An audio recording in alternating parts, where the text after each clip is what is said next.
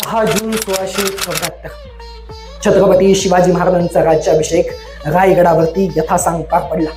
प्रस्थापित मुघलशाही पुढं हे सगळ्यात मोठं आव्हान होतं. त्यामुळे शत्रू शांत बसणार नाही हे छत्रपती शिवाजी महाराजांना माहित होतं आणि म्हणून महाराजांचा तिसरा गुप्त डोळा स्वराज्याच्या सरहद्दीवर भिरभिरत होता. सरहद्दी पार असलेल्या मुघली छावण्यांमध्ये तो टेहळणी करीत होता. जे हवं ते अचूक टिपीत होता. आणि अशीच एक घसघशीत बातमी एका गुप्त डोळ्यानं अलगद उचलली. बातमी फारच मोलाची, तलवारीच्या जिभेला पाणी सुटावं अशी सोन्याची मासळी आजवर गळाला कधीच लटकली नव्हती. त्या मराठी हेरानं ती मुघली गुपित आपल्या काळजात लपवलं आणि रायगडावर राजांकडे धाव घेतली. रायगडाचा खलबतखाना अहोरात्र जागा होता. धोधो पाऊस सांडत होता. पावसाची ऐन उमेद उन्मादली होती. कोकण आणि मावळ खळखळत्या पाण्यात उभे होते.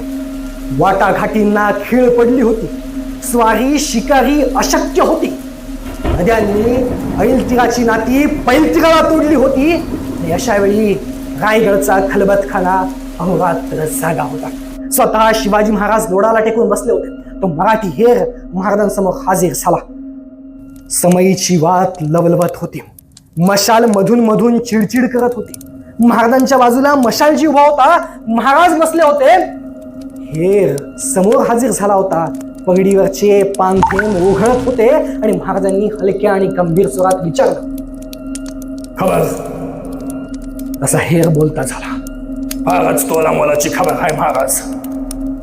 स्वतः बहादूर गडावर बहादूर खान कोकलताश 1 कोटीचा नक्त खजिना आणि 200 खोडी त्याने गोळा केली आहे. ती महाराज म्हणाले, खानाचा बेत काय?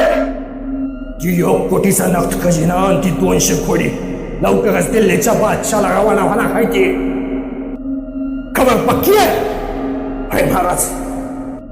बातमी अशी जडावाची होती की महाराजांच्या डोक्यामधून एक एक गोड कल्पना घोडदौड करीत बहादूर गडाकडे सुटली आणि महाराजांच्या काळातील चौघडा